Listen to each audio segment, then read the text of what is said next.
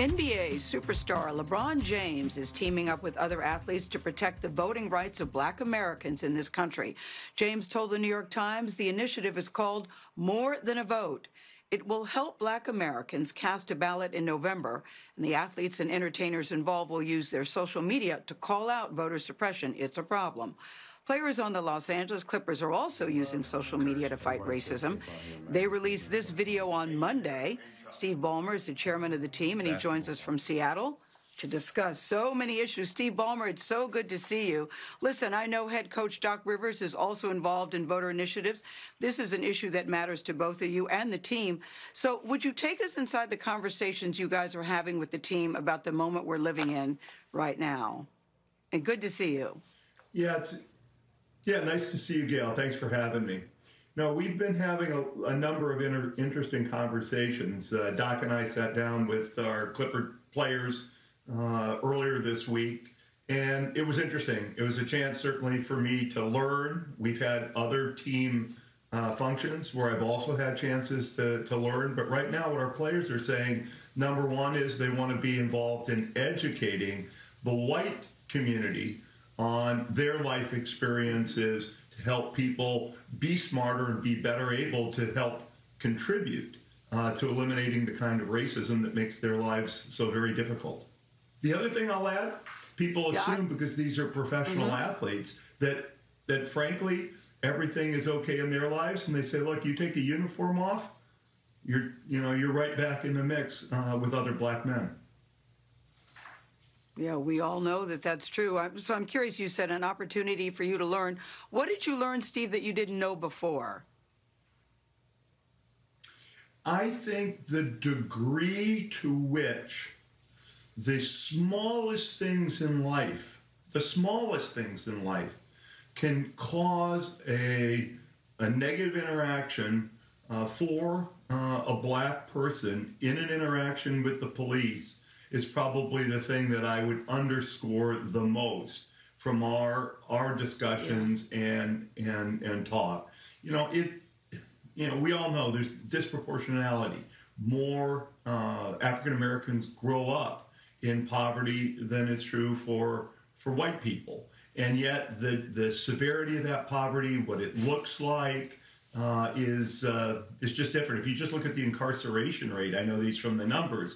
For the poorest 20% of whites versus the poorest 20% of Black people, 21% of poor Black males are incarcerated. That number's only 6%, for example, for white people. Now, that's numbers Steve talking, but when you hear our players tell their stories about their families and their neighborhoods, that comes out. Yeah, listen, I think it's great that you know this information or making an effort to know more about it. I heard you say that you were sad and you were angry after the police murder of George Floyd. Many people felt that way. But I want to know specifically from you, why were you sad and why were you angry? It's hit people in many different ways. I was sad because, this family and this man saw this most senseless of murders. And look, that family is going to be reliving that for all time. And so for the family of Mr. Floyd, and of course for Mr. Floyd himself, sadness. Anger?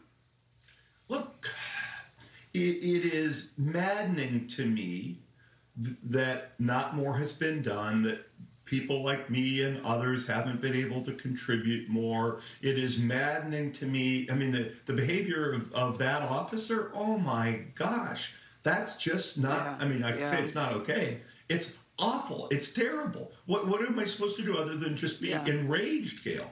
That's my reaction of anger. There's plenty of other reactions that I've had and others, but those are primary. Yeah, and you said, Steve, something. You said people like me, and I want to talk about people like you because you have called other white CEOs out, saying that they need to stand up and take action. What's your message to them, and what's the reaction to your words about that, calling them to task, so to speak?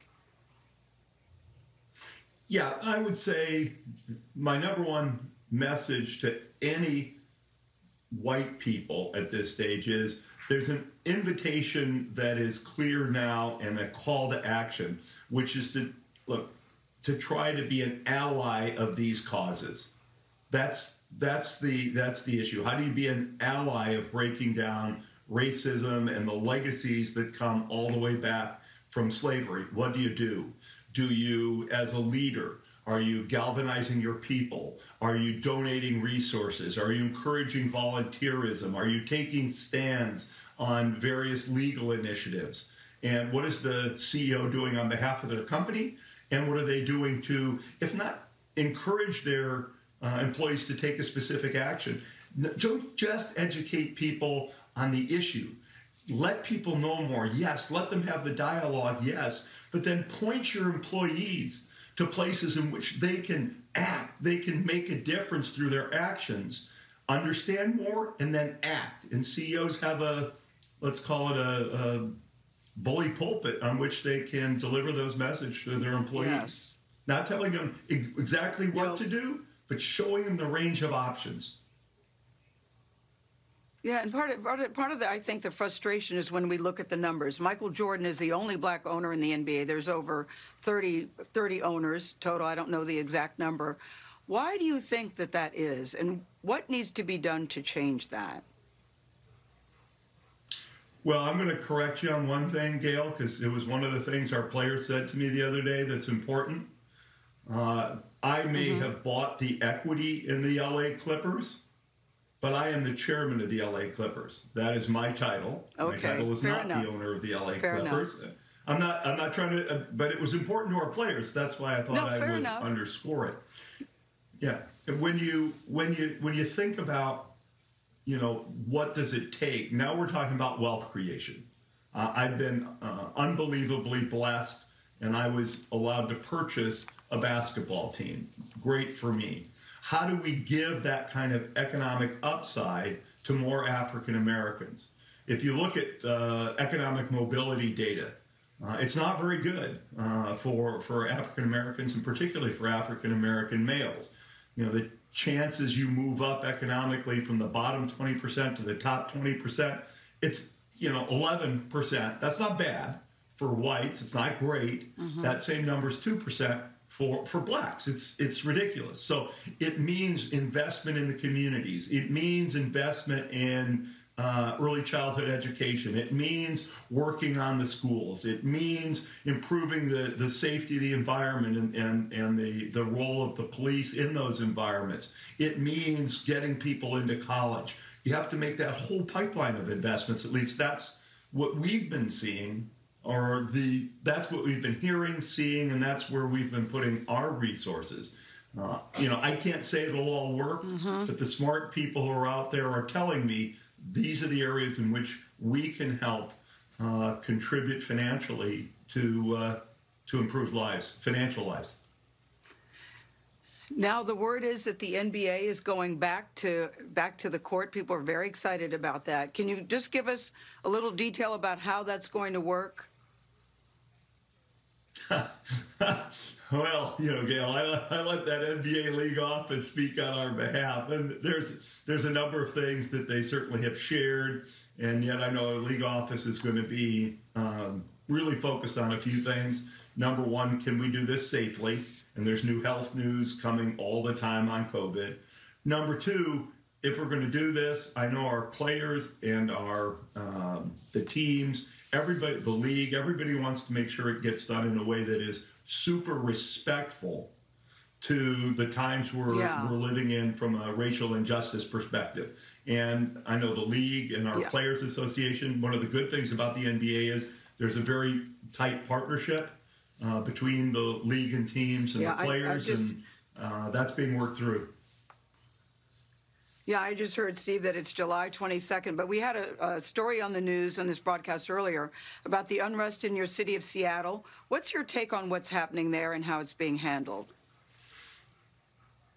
Well, if you had said to me that this would be a hotbed of activity, I probably would have said, no, Seattle is, I won't call it a sleepy town, but this is not Los Angeles. This is not my hometown of Detroit.